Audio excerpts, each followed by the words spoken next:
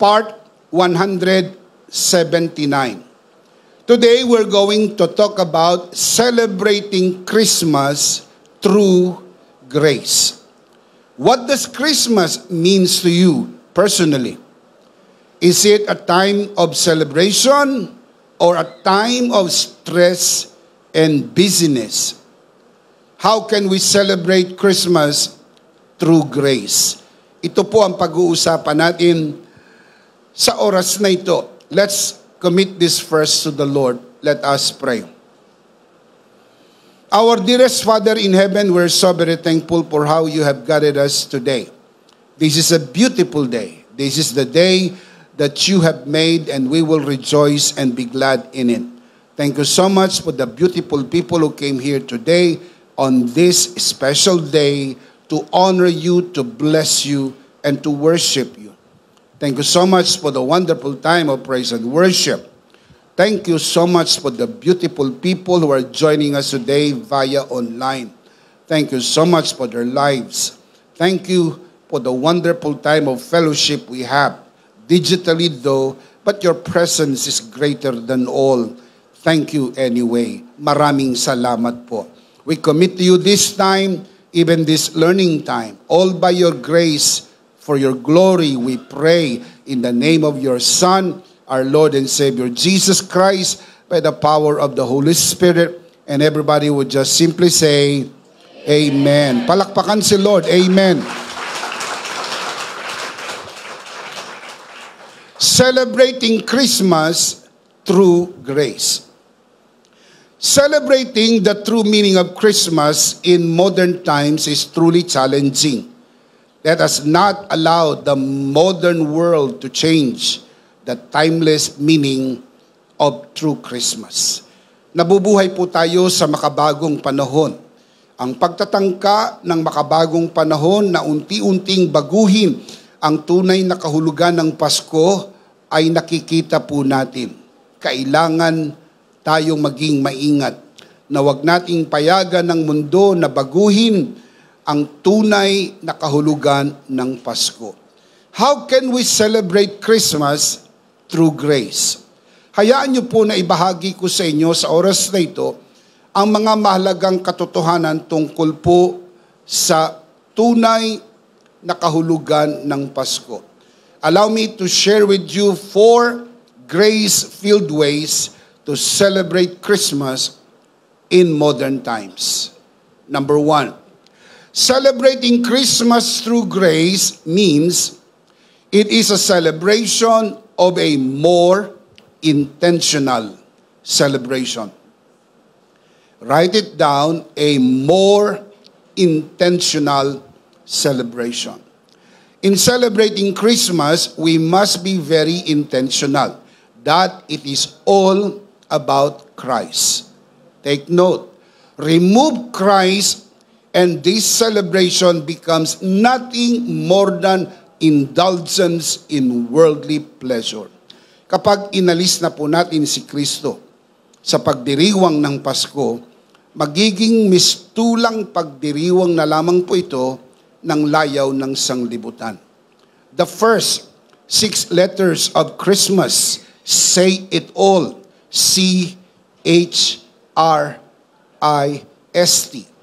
We should focus intentionally on Him because the truth is, He is the reason for the season. Now let's look at the story of Christmas. Luke chapter 1 verse 26, following verses. In the 6th month, God sent the angel Gabriel to Nazareth, a town in Galilee, to a virgin pledged to be married to a man named Joseph, a descendant of David. The virgin's name was Mary. The angel went to her and said, "Greetings, you are highly favored," meaning you are charito. "The Lord is with you." Mary was greatly troubled at his words and wondered what kind of greeting this might be. Verse 30, but the angel said to her, "Do not be afraid, Mary. You have found favor with God. You will be with child and give birth to a son, and you are to give him the name Jesus. He will be great, and he will be called the Son of the Most High. The Lord God will give him the throne of his father David, and he will reign over the house of Jacob forever, and his kingdom will never end. Verse 34, how will this be? Mary asked the angel, since I am a virgin. The angel answered, the Holy Spirit will come upon you, and the power of the Most High will overshadow you. So, the Holy One to be born will be called the Son of God. Ang mga talatang aking pong binasa sa inyo ay maliwanag na ipinapakita sa atin ang tunay na istorya ng Pasko. Ang makabagong mundo, pilit na po itong binabago. At parang hindi na natin masyadong naririnig ang tunay na kwento ng Pasko dahil madalas nakasentro na lang sa masarap na pagkain, bonus, pera, pasyal dito, pasyal doon, magandang damit, masasarap na pagkain, kantahan, at sayawan at marami pang iba. Nang mga ito hindi naman po masama. Pero kung ito na po ang magiging sentro ng pagdiriwang ng Pasko, tila masyadong malayo na ang narating ng mundo, papalayo sa tunay na kwento ng Pasko. Ang kwento ng Pasko ay naganap, nakasentrong lahat kay Kristo. Sapagkat si Kristo ang tunay na kwento ng Pasko. Kapag nawala si Kristo sa gitna ng kwento ng Pasko, ang kwento'y mawawala ng kwenta sapagkat ang mahalaga sa Pasko, walang iba kundi si Kristo. Can you say amen? Luke chapter 2 verse 10 to 11. Now, kung susundan niyo po ang istorya, Luke chapter 1, dumalaw ang anghel Gabriel sa isang dalaga, ang pangalan ay Maria, nakatipan ni Jose. And cutting the long story short, ibinigay po sa kanya yun pong anunsyo at plano ng Diyos ng pagliligtas sa pamagitan ng sanggol na kanyang ipapanganak. Sa makatuwid, lumipas na po ang 9 na buwan pagkatapos ng unang dumalaw ang anghel.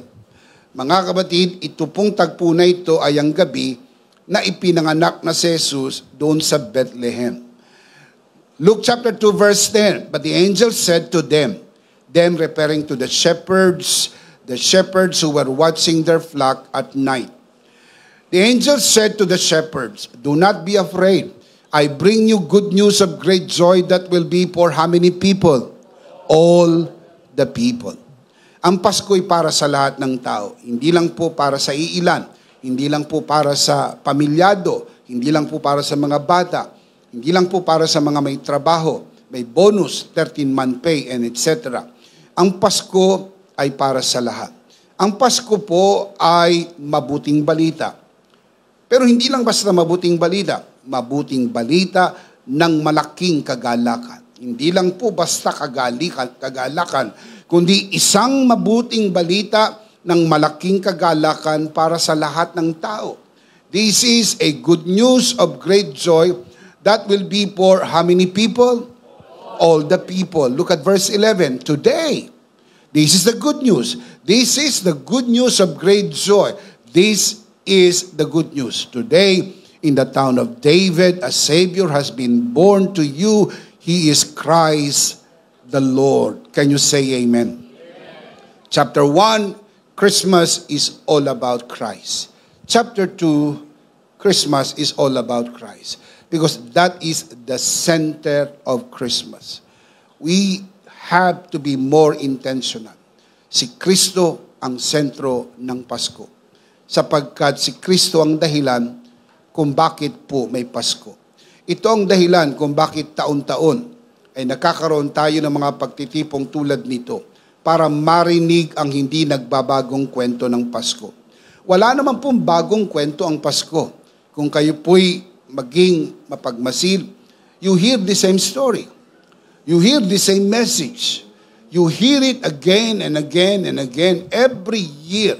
Every time we come, we hear the same message again. Kasi po walang bagong kwento.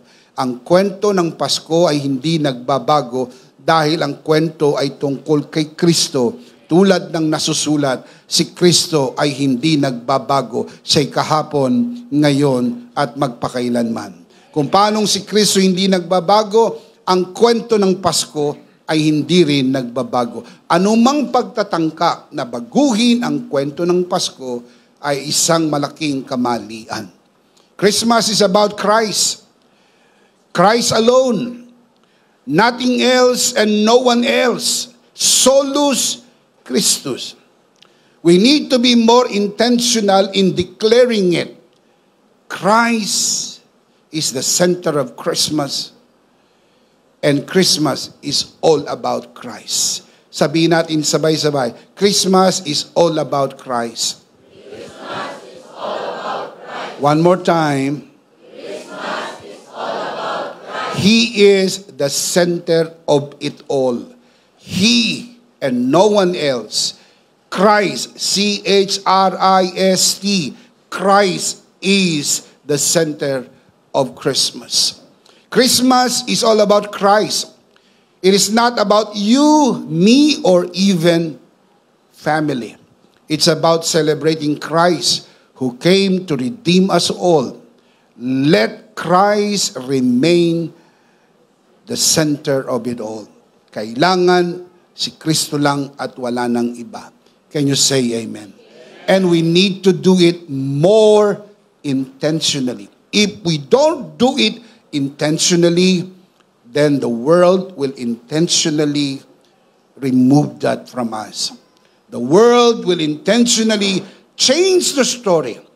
Kaya kuminsan tungkol na lang sa kantahan, sayawan, tiktokan, tungkol na lang po sa kainan, tungkol na lang po sa inuman, na alam po ninyo na pwedeng gawin niya ng tao kahit hindi sa kapanahunan ng Kapaskuhan. Pwede bang kumanta, sumayaw ang tao kahit hindi Pasko? Opo, ginagawa naman nila yan sa birthday nila. Ginagawa naman nila yan sa anniversary nila. Pwede rin ba ang tao kumain ng masarap na pagkain, may pera, mamasyal, at kung ano-ano pang pwedeng gawin kahit hindi Pasko? Yes. That is why if you remove Christ from the center of this celebration, this becomes a celebration of what the world calls it, indulgence to the pleasure of the world. Mapalad tayo na sa tuwing dumarating ang Kapaskuhan, palagi nating ginugunita at pinapaalala sa atin ang tunay na kahulugan ng Pasko. Ang Pasko ay tungkol kay Kristo. Palakpakan si Lord. Amen. Praise God. Number 1, a more intentional celebration. Number 2, a restful assurance. Celebrating Christmas through grace is a restful assurance. Christmas is a restful assurance that the war between God and man is over. It is the assurance of our peace with God and His peace within us. Ito'y kasiguruhan. Ang Pasko ay kasiguruhan ng kapayapaan natin sa Diyos at ang Kanyang kapayapaan sa atin sa gitna ng magulong mundo. Ito'y kasiguruhan ng alitan sa pagitan ng Diyos at ng tao ay tapos na. Nang pumasok ang kasalanan, nagkaroon ng separation. Ang Diyos at ang tao ay dati namang magkasama. Pero nang pumasok ang kasalanan at namagitan sa pagitan ng Diyos at ng tao, nagkaroon po ng separation. Ang paghihiwalay po na ito ang dahilan kung bakit po inihula ng banal na kasulatan at tinupad ng Diyos ang hulang ito na ganap nung unang Pasko ay upang sa pamagitan ng ating Panginoon Kristo, ang malaking pag-aalit at paghihiwalay ng Diyos at ng tao ay mapanauli, sapagat ang mensahe ng Pasko ay kapayapaan. Christmas is a message of peace. Peace with God through Christ who took our sins upon himself on the cross. Please remember, he was born to die. The only reason he was born to die. Ang kabayaran ng kasalanan ay kamatayan. The only way God can save us from sin is for him to become man and ultimately die on the cross and pay the penalty of sin, which is death. Tulad ng nasusulat, ang kabayaran ng kasalanan ay kamatayan. Ang kaloob ng Diyos ay buhay na walang hanggan sa pamagitan ni Hesus Kristo. Kapag tinanggap ng isang tao si Hesus Kristo, siya po ay may buhay na walang hanggan sapagkat si Jesus ang buhay na walang hanggan. Shout amen. It is the assurance that God is no longer angry with us, but has reconciled us to himself through his Son. The only way for reconciliation is through Jesus Christ. No other way. Hindi kayang gawin niya ng religion. Only Jesus can do that.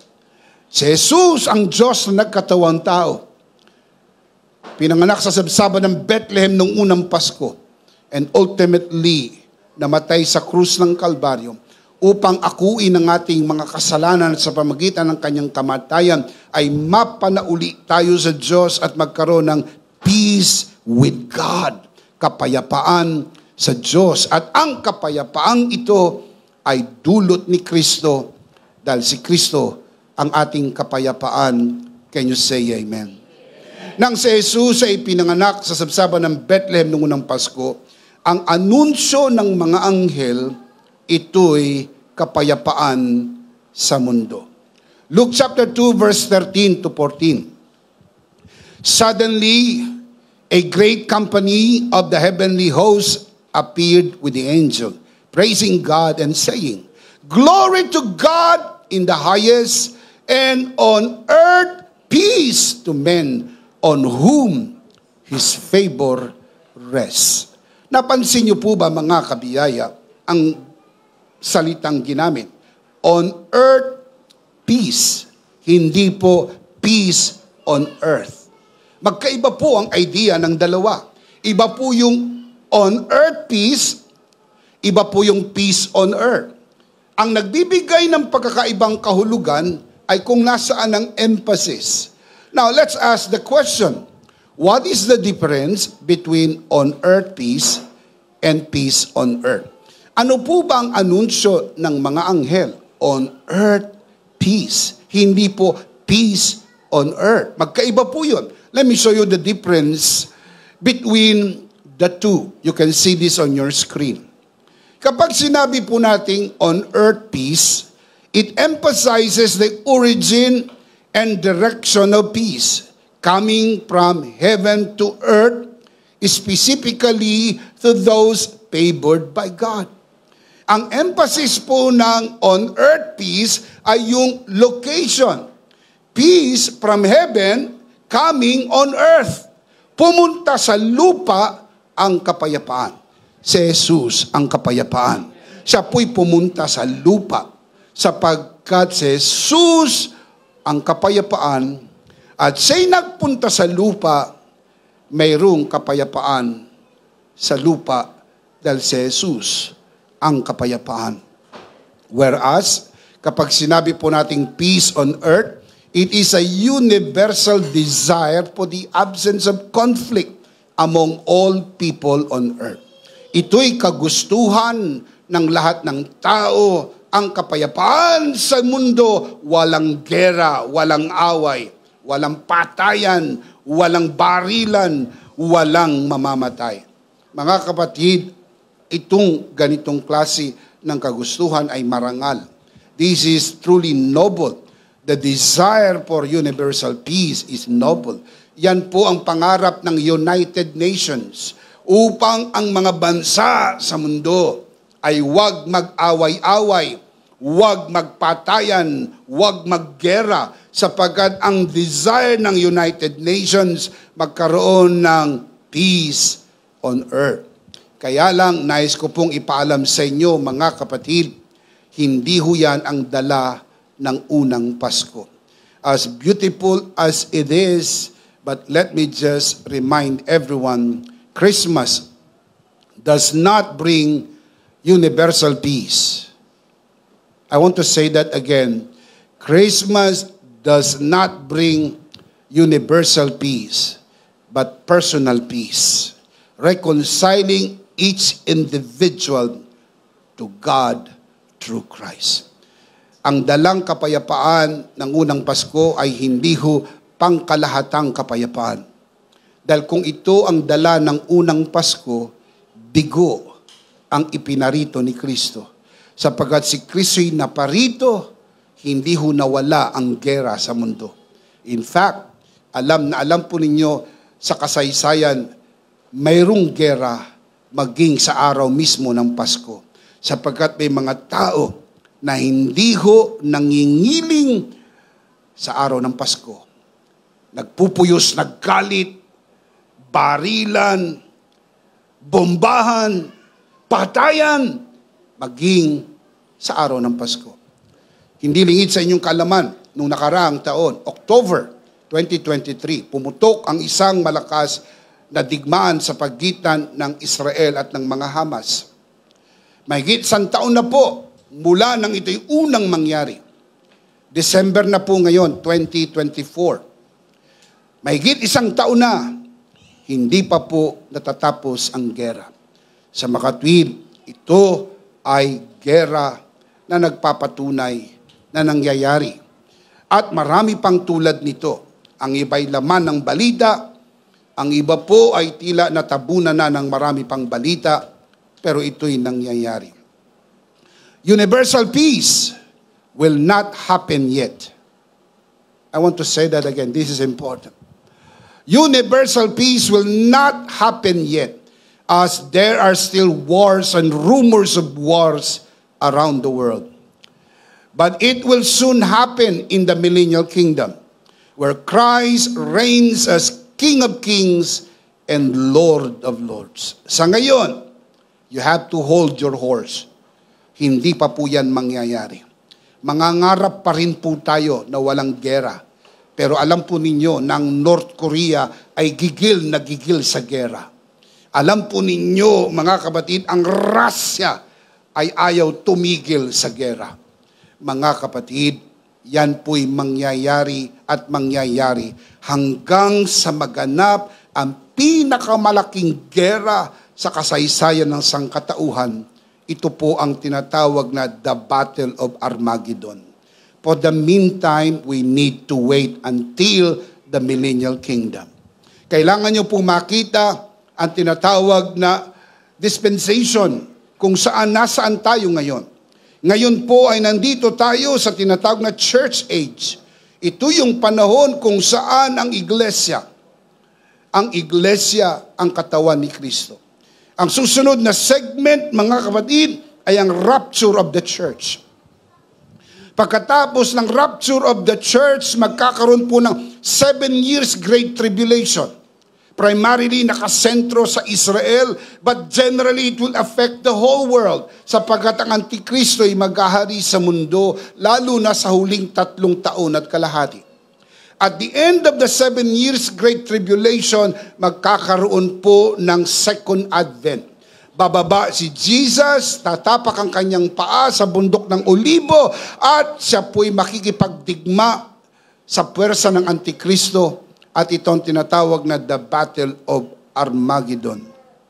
Anong pagkakaiba ng second coming sa dulo ng 7 years great tribulation sa rapture of the church? Ang pagkakaiba po sa rapture, hindi po siya bababa dito. Si Jesus ay nandun lang po sa alapaap. Tayo po ang dadagitin at kukunin at mapapasa Panginoon magpakailan-kailan pa man. Doon po sa second advent, bababa si Jesus, kasama tayo. Lahat ng na-rapture ay bababa kasama si Jesus. Nakasakay po tayo sa white horse. Hindi ho red horse. White horse. White horses. Nakasakay po tayo. Si Jesus ang nasa unahan. Tayo po ay mga cheerer. Make no mistake, hindi tayo makikipaglaban. Si Jesus lang ang lalaban. Tayo po ay mga cheerer. Lalabas sa bibig niya ang salitang magmimistulang tabak magkabilay talim at tatalunin niyang Antikristo. Pagkatapos matalong Antikristo, itatayo niya ang kanyang kaharian sa mundo. 1,000 taon. Ang sabi sa Biblia, tayo'y kasamang maghahari kasama ni Kristo. King of Kings and Lord of Lords. Shout Amen. Dito matutupad ang pangarap ng buong mundo. Walang gera. Universal peace. But for the meantime, you have to hold your peace. Because the world on where we lived in is very, very full of wars and rumors of wars. Punong-puno ito ng gera. Gera sa buong mundo. Gera sa bahay ninyo. Gera sa kapitbahay nyo. Gera ng biyanan at manugang. Gera ng mga balae. Gera ng mag-asawa. Gera ng mga Bombay. Tila wala ng katapusang gera. Tsaga-tsaga lang ng konti, wag bibitaw. Malapit nang bumalik ang Panginoon at tapusin ang lahat ng gera na ito. Amen. Jesus said, in the last days, there will be wars and rumors of wars. Matthew 24:6. Hindi mawawala yan. Gera, alingaw-ngaw ng gera. Kasi yan po ay hindi ipinarito ni Kristo ng una niyang pagpunta sa pamagitan ng unang Pasko. Pero ididil ng Panginoon yan sa kanyang pangalawang pagbabalik. For the meantime, ang inuna muna ni Kristo ay ang kapayapaan natin sa Diyos. Pag tayo'y na kay Kristo, hindi nagalit ang Diyos sa atin. Payapa na tayo sa Diyos. Shout Amen. Matthew 10:34. We have to live with this kind of war, relational war. Do not suppose that I have come to bring peace to the earth. I did not come to bring peace, but a sword. Strange. Nakakagulat marinig ito sa Panginoon, sapagkat sanay na sanay tayo sa Jesus ang prinsipe ng kapayapaan. Gusto nating sabihin kapag si Jesus ay nag-step in sa isang situation, dapat merong peace. Sapagkat alam natin ang kwento, ang nagngangalit na dagat ay pumayapa tulad ng sanggol na natutulog sa bisig ng ina nang si Jesus ay nagsalita, peace, be still. And the raging sea stopped. Pero sabi ni Jesus, I did not come to bring peace. I came to bring war. I came to bring sword. Look at verse 35. I have come to turn a man against his father, a daughter against her mother, a daughter-in-law against her mother-in-law. Napansin niyo po ba na hindi binanggit ang father-in-law? Have you noticed that? When you read the Bible, you have to be very, very, very meticulous. You know why? Kasi ang problema po hindi ang father-in-law. Ang problema po ay ang mother-in-law. Now, wala lang tayong sapat na panahon para pag-usapan yan. Someday we will talk about that. The danger of the mother-in-law. We'll talk about that later on. Pero hindi pa ngayon. Alam ko yung iba, parang nagustuhan ng pag-usapan to. Hindi ko kayo pagbibigyan. Some other time we'll talk about that.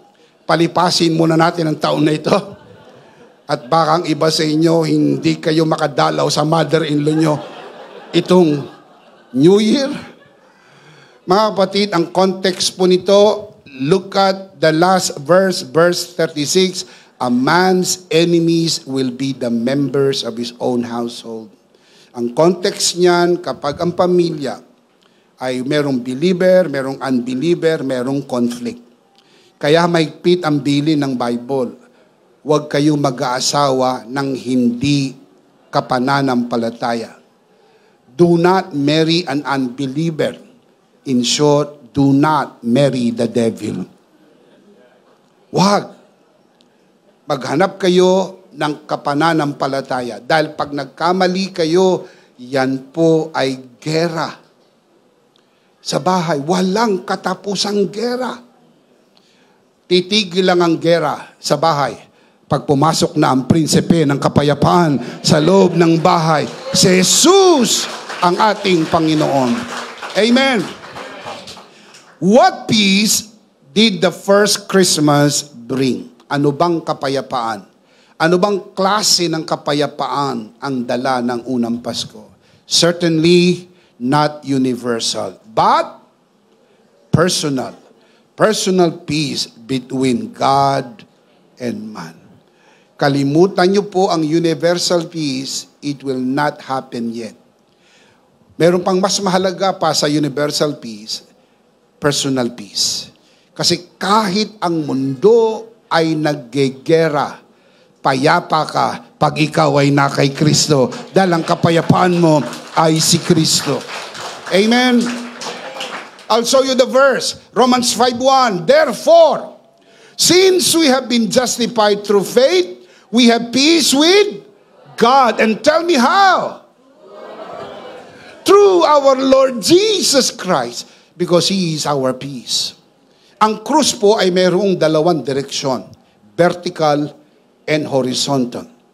Ang vertical po is peace between God and man.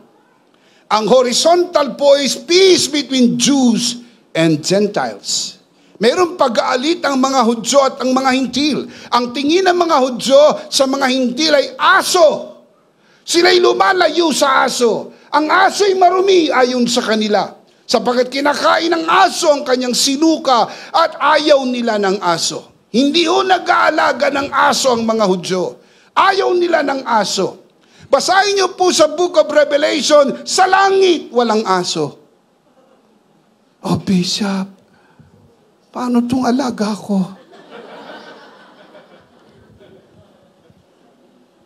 Alagaan mo ng alagaan habang nandito ka. Dahil hindi mo yan madadala sa langit. You read the Bible, walang aso sa langit. Sa lupa lang meron. Sa langit, wala. Bakit po ganun ang larawan? Kasi po meron pong separation ang Jews and Gentiles. Bakit po ganun ang larawan? Merong separation, God and man. Si Jesus ang kapayapaan. Ang unang kapayapaan na dinala niya is between God and man, vertically. Pero meron din isa pang kapayapaang dinala, yung horizontal peace. Kaya ang Hudyo at ang Griego ay magkaisa na kay Kristo. Now, look at the verse. Ephesians chapter 2, verse 14.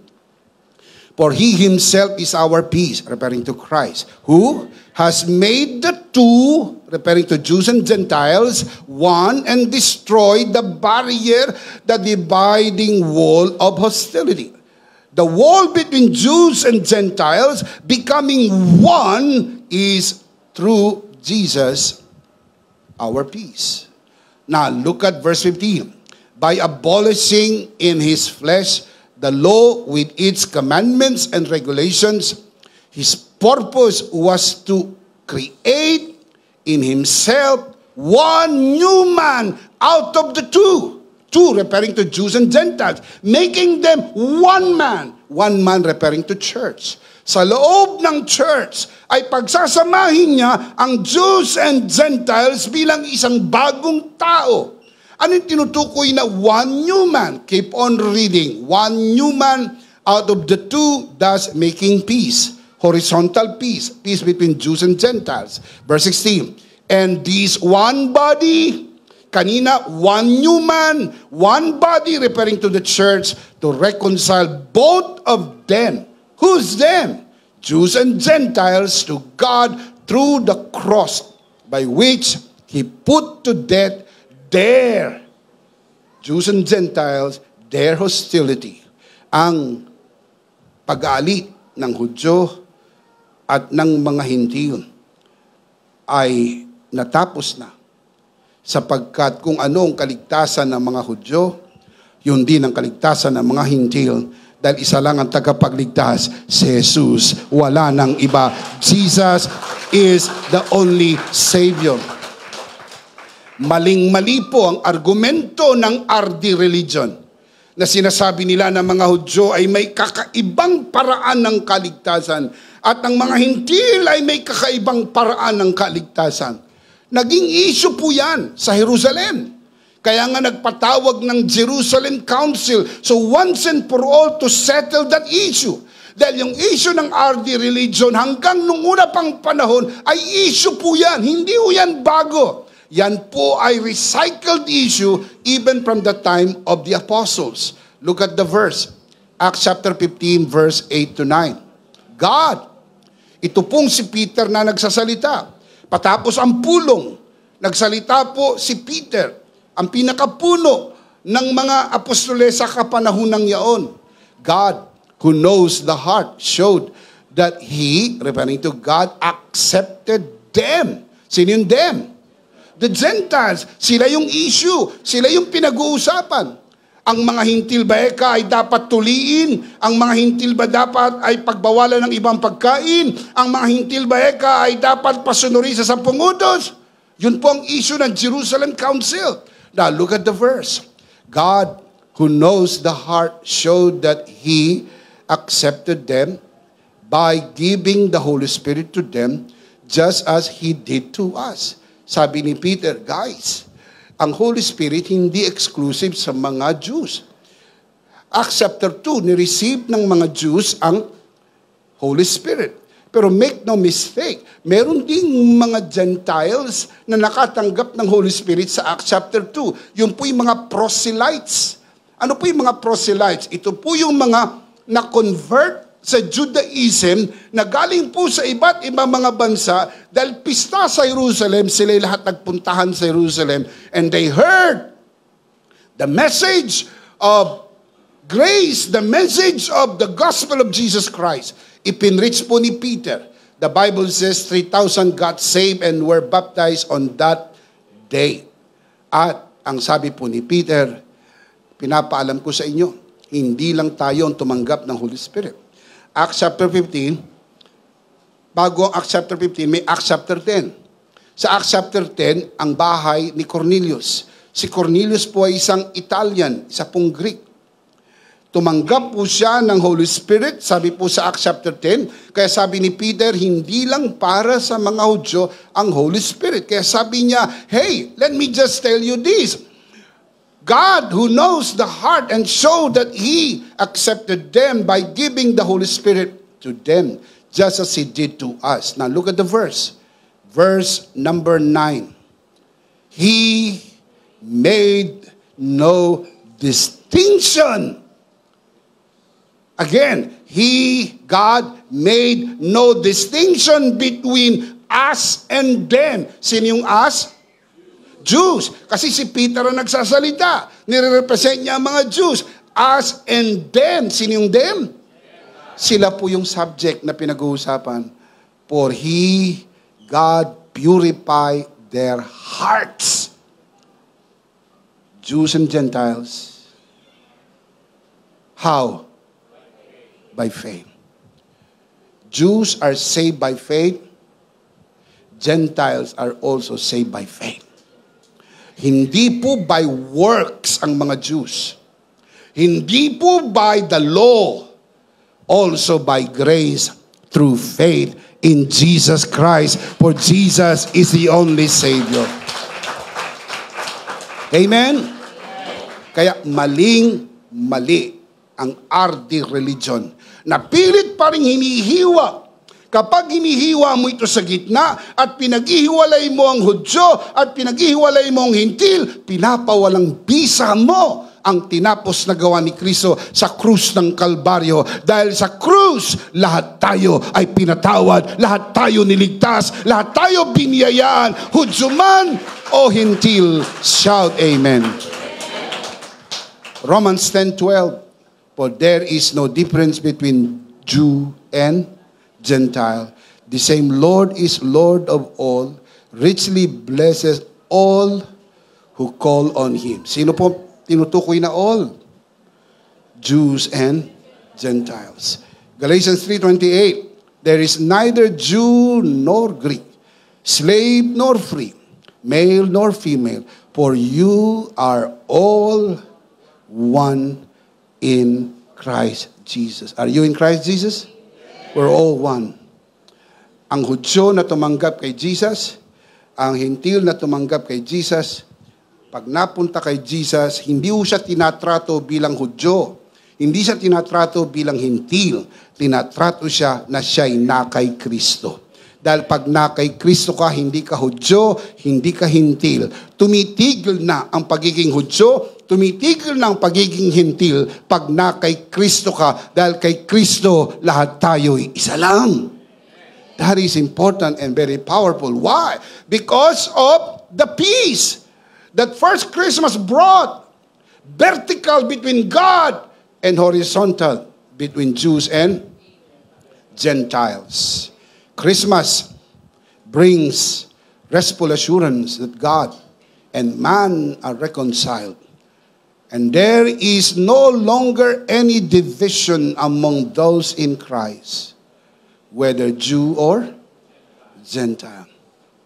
No distinction, no difference, no division.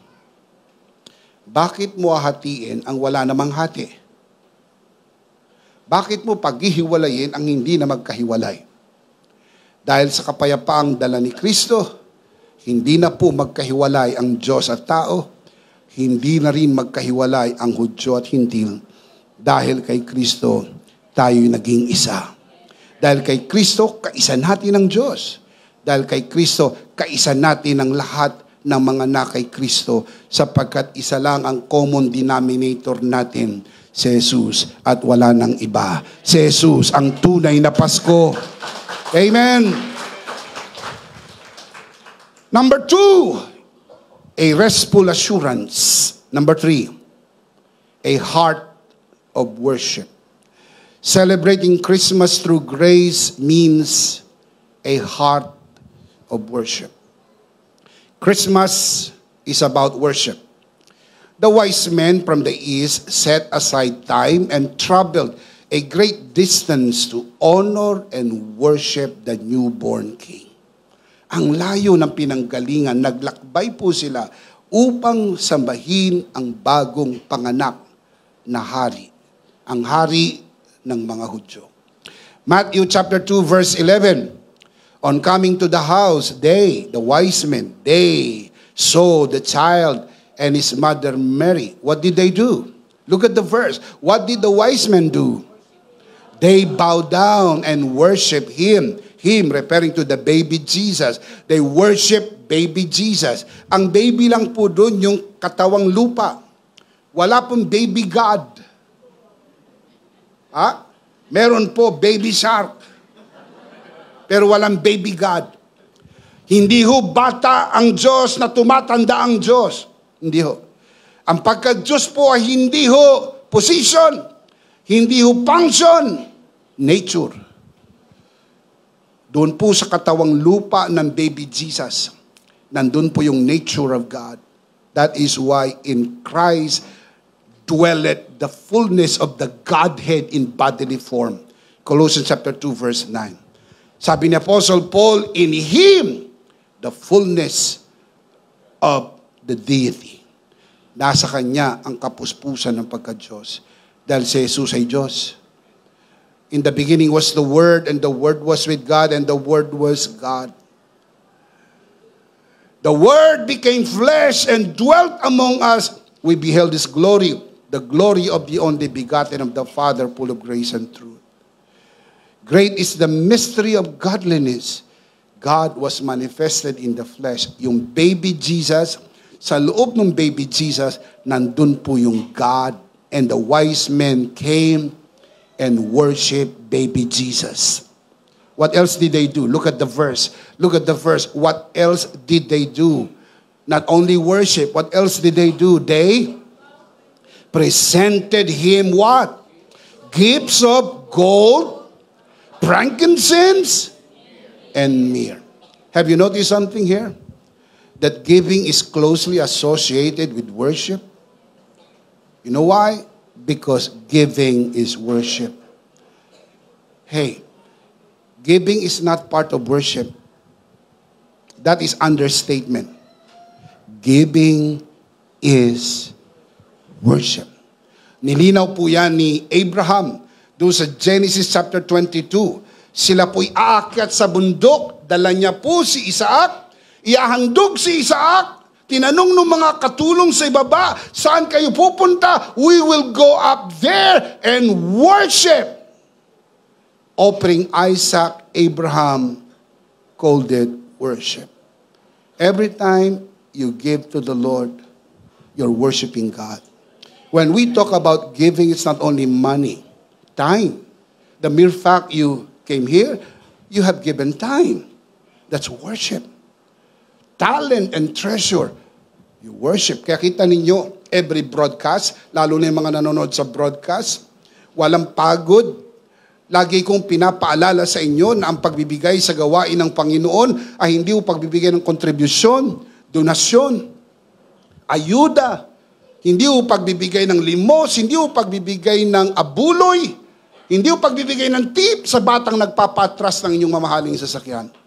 Lagi kong sinasabi sa inyo ng pagbibigay ay isang pagsamba. Sapagkat every time you give, you are worshiping God. Napansin nyo? They came, they bowed down, and presented gifts. Magkasama po yung worship and giving. Because giving is worship. 2 Corinthians 9:7, each man should give what he has decided in his heart to give, not reluctantly or under compulsion, for God loves a cheerful giving, brothers and sisters, is worship. Remember the old psalm says, let us enter His gates with thanksgiving in our hearts, full of joy. For in your presence there is fullness of joy. You are happy worshiping the Lord. You should also be happy in giving your offering, because when you offer and give your offering, you are worshiping God. Can you say amen? Philippians chapter 4 verse 18. The Apostle Paul writes, I have received full payment and even more. I am amply supplied now that I have received from Epaphroditus the gifts you sent. Now, it did not stop there. Look at the last line. Dinescribe ni Paul yun pong gifts na binigay ng mga taga-Pilipos through Epaphroditus. Look at the next line. They are what? Fragrant offering. What else? Acceptable sacrifice. What else? Pleasing to God. What is that? Contribution? Donation? Ayuda? No. That is worship. Every time you give your offering, you're worshiping God. Because celebrating Christmas through grace is a heart of worship. Can you say amen? Number 4. Celebrating Christmas through grace is a spirit of generosity. Christmas is about generosity. Look at this. The gifts of the wise men were not only symbolical, but they were not only symbolical, but also very generous and practical. Pag naririnig natin ang sermon ng mga pastor tungkol po doon sa gifts of the wise men, ang lagi pong hina-highlight ay yung symbolism. Simbolo ng gold, simbolo ng frankincense, simbolo ng myrrh. And we say amen to that. But they miss the whole point. These were highly valuable treasures reflecting both their honor for Jesus and their generosity. Let's look at the gifts. Matthew 2:11. On coming to the house, they saw the child with his mother Mary. What did the wise men do? They bowed down and worshiped Jesus. What else did they do?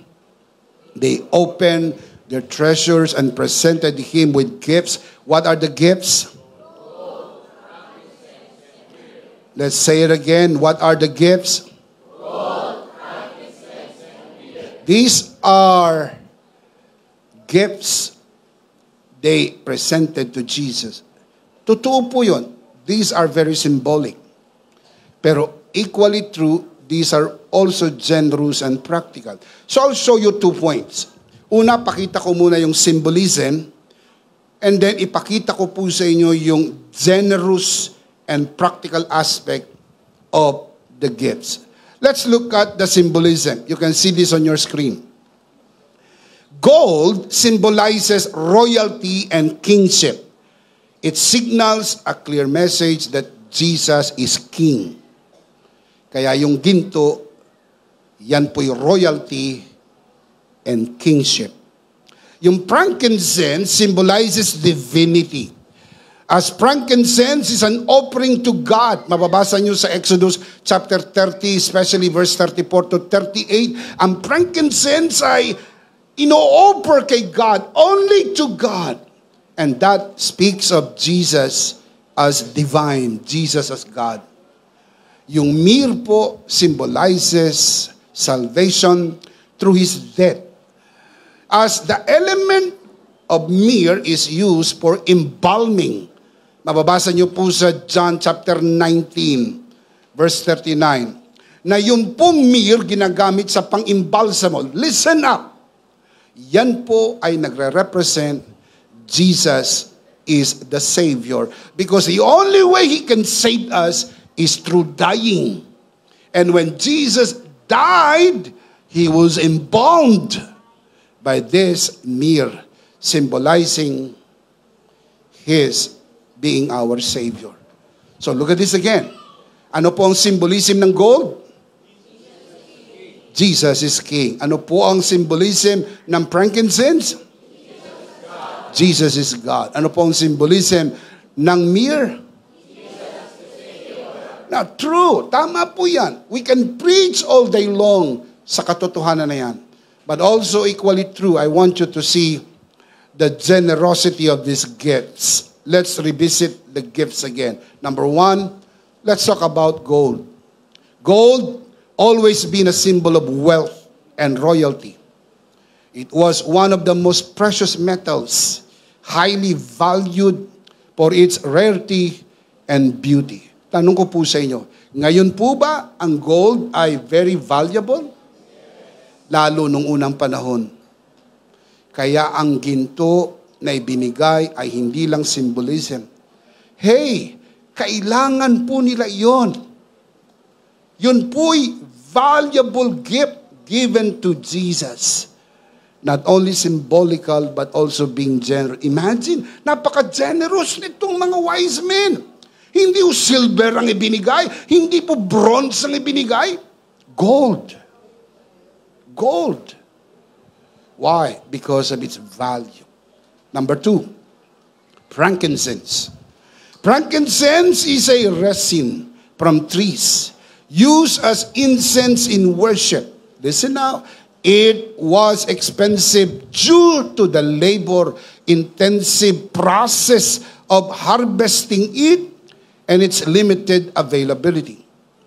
Ang frankincense po ay dakta ng puno. Dakta. Pag sinabi yung resin, dakta.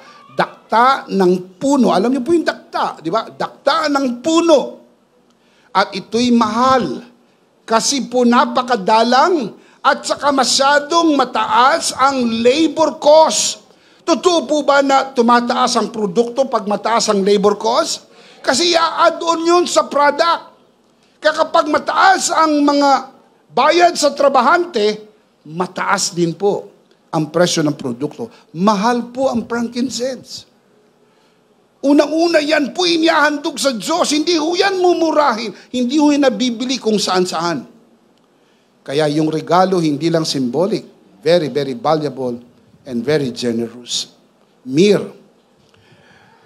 Myrrh is another resin. Dakta din po ang myrrh. It's another resin used for anointing as perfume and burial preparation. It was costly due to the scarcity and the labor required to extract it. Ganun din. Mahal din po ang myrrh kasi ginagamit po ito pang imbalsamo. Makinig po. Ang naiimbalsamo lang noon ay ang mga mayamang namamatay. Kasi mahal magpaimbalsamo. Kaya yung mga mahihirap, pagka namatay, inililibing agad. Mamamatay pa lang, inililibing na. Para makatipid ng kaunti. Pero yung pong mga mayayaman, ini-embalm. At kapag in-embalm, expensive. Kaya yung pong regalo ng pang-imbalsamo, bagaman ito po ay symbolic, referring to his death, it is also expensive because when you sell, pag ibinenta mo po yung myrrh, magkakaroon ka ng maraming pera. Tanong ko sa inyo, kailangan ba nila ng material at pagpapalang pinansyal? Of course. Natatandaan niyo po na sila'y nag-travel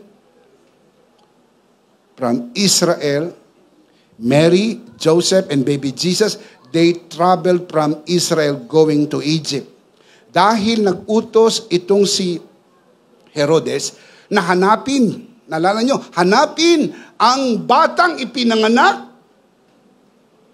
At sinabi ng anghel kay Joseph na sila'y tumakas ng gabing iyon at pumunta po sila sa Egypt. They stayed there for 2 years. How can you stay in Egypt for 2 years if you don't have money?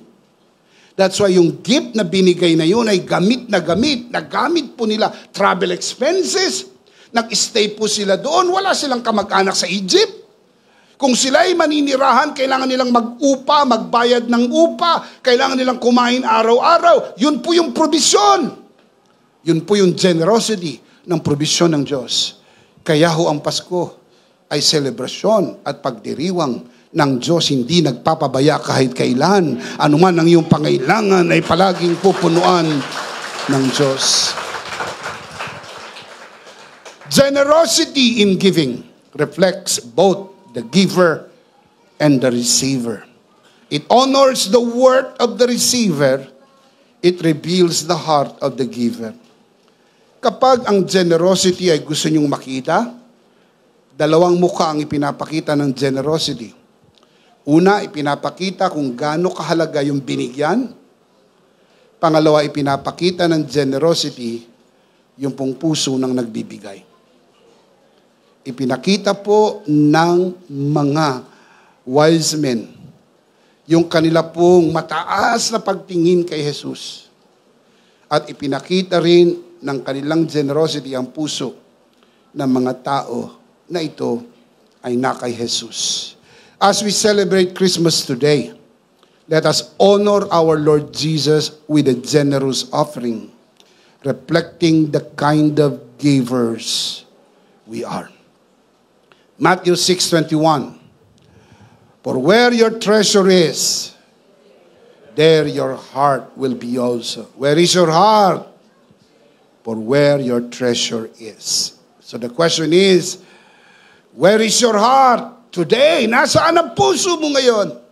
Surely, you can find your treasure there. Pag na-spot mo kung nasaan ang iyong puso, nandun din ang iyong kayamanan.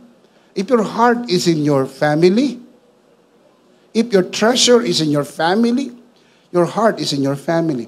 If your treasure is in your church, your heart is in your church.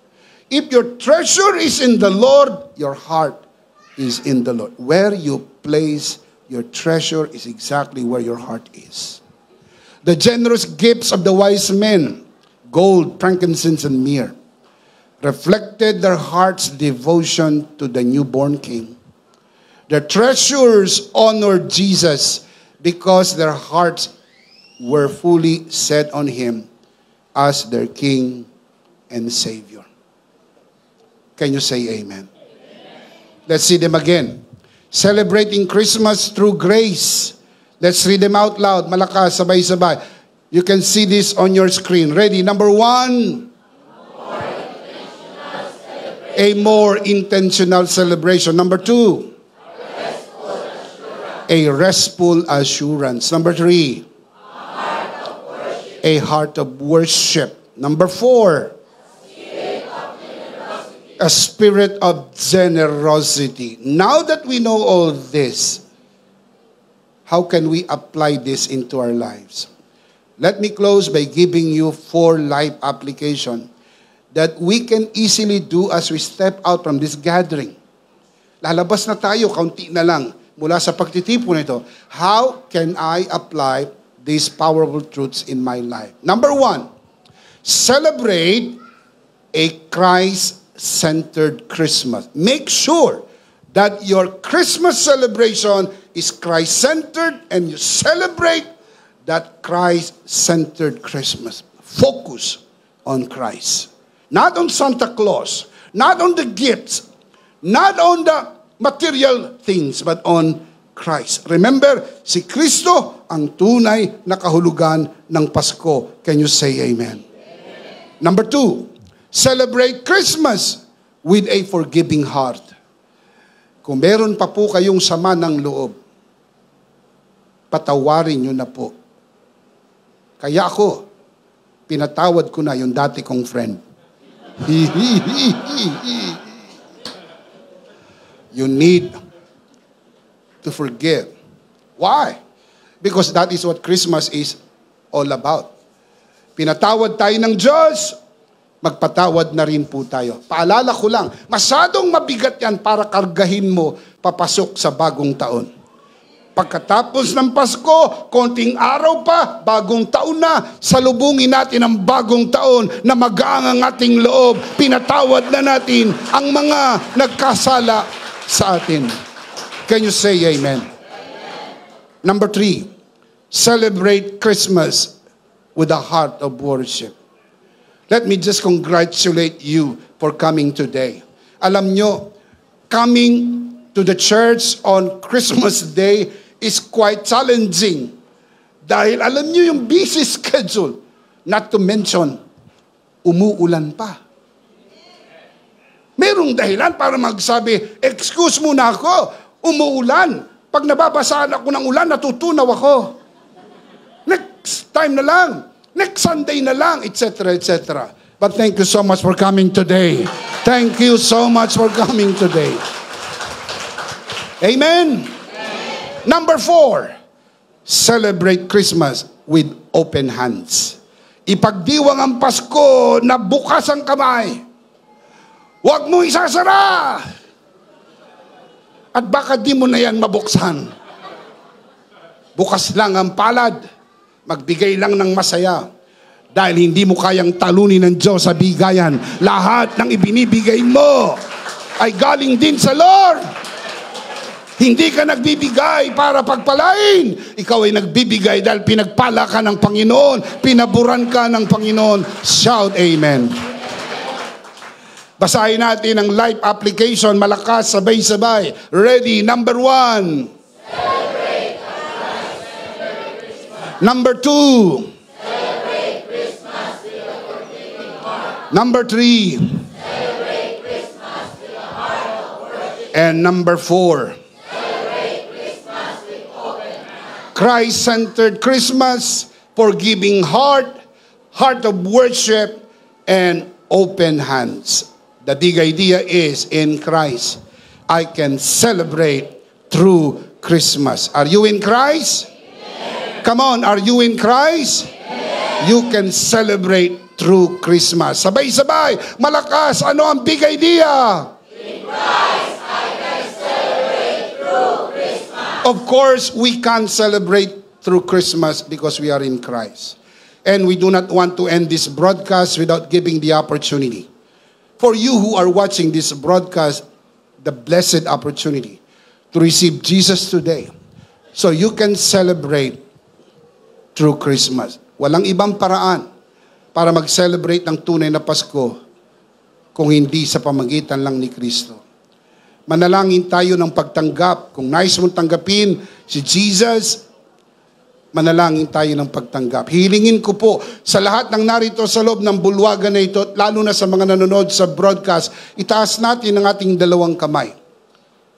Pikit natin ang ating mata at mananalangin po tayo ng pagtanggap. Sumunod po tayo sa mga katagang bibigkasin ko. If you are going to pray this prayer for the first time, pray this prayer from your heart and pray this as if you are praying it for your personal prayer. Ariin mong isang personal mong panalangin. Pero kung tinanggap mo na ang Panginoon, you don't have to do this again to be saved because you're already saved. Pero sa kagandahang puso mo, hihilingin kong gawin mo ito alang-alang sa katabi mo, sa kanan, sa kaliwa, sa likod, sa harap. Lalong-lalo na sa mga nanonood sa broadcast. Manalangin po tayo. Sumunod tayo sa panalangin ito. Panginoong Jesus, ako po'y makasalanan. Hindi ko po kayang iligtas ang aking sarili. Ako'y mapapahamak ng hiwalay sa iyo. Narinig ko po ang mabuting balita. Ako po'y naniniwala. Tinatanggap kita sa aking puso bilang aking Panginoon at aking tagapagligtas. Salamat po, pinatawad mo na ang aking mga kasalanan. Isinulat mo na ang aking pangalan sa aklat ng buhay. Sa pangalan ni Jesus. Amen. Ako na lang po mananalangin, Ama, sa oras na ito. Tinataas ko po sa harapan ng sino mang sumunod sa panalangin ng pagtanggap sa unang pagkakataon. Dito sa loob ng bulwagan na ito, lalo na sa mga nanonood sa broadcast, pinagkakatiwala po namin sila sa iyong kagandahang loob na sila'y lumago sa biyaya at sa bagong natagpuang pananampalataya. Sa pangalan ng Panginoon Jesus, tayong lahat ay magsabi ng Amen. Palakpakan si Lord. Praise God. Minsan pa, sabay-sabay, ano po ang big idea? In Christ I can celebrate through Christmas. Mas malakas pa. In Christ I can celebrate through Christmas. Are you in Christ? Taas ang kamay naniniwala na siya'y na kay Kristo. Are you in Christ? So now tell me, in Christ we can celebrate through Christmas. Amen? Pwede na nating ipagdiwang ang tunay na Pasko dahil tayo ay nakay Kristo. Of course, last of all, let me speak to your heart. You who are watching this broadcast, if this broadcast has blessed you, and if not asking too much, I would like you to bless this ministry with your love offering so that together we can reach the world with the message of full grace. And from the bottom of our hearts here at EMI, we would like to say thank you for giving to the Lord. We'll see you on Sunday, purposely on site, but definitely we'll see you again online. Ako po si Bishop Emmy, kasama po si Pastora Jo at ang kabuuan ng The Lord's Community and EMI Broadcast. Maraming thank you. Stay a bit for more announcement. Stay blessed, stay connected. Merry Christmas. Always remember, in Christ you are forever. Charito!